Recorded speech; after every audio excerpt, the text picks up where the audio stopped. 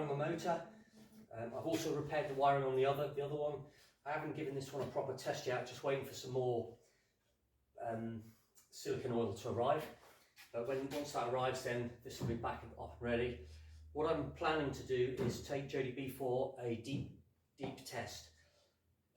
There'll be a bit more about that later once I've finalised what I'm actually going to do, because I haven't quite got a plan yet organised, but I just need to speak to the boatmen and divers and the harbour people and whatnot and get all that sorted. But so for today, what I was actually doing is a job that I should have done years ago, which is to make somewhere to hold these hatch dogs. It's not much of a job, but I haven't really got anything else to do today. Let's get on with it. I've milled the slots, and I'm now just going to mill the end bits. I've switched to a 12mm end mill.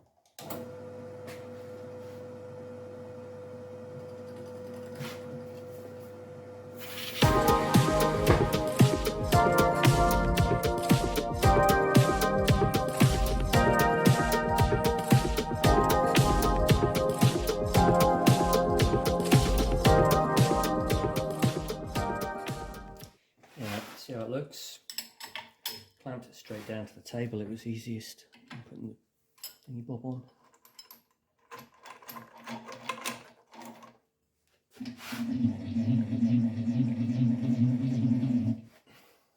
Deburring to do.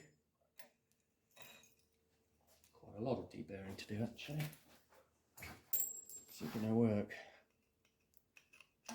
Yes, it is. Well, I'm afraid this video isn't really as interesting as the last few. I had a couple of good videos recently, but unfortunately this is the sort of reality of submarine work, is that the majority of it is stuff like this. And the actual diving is a bit limited.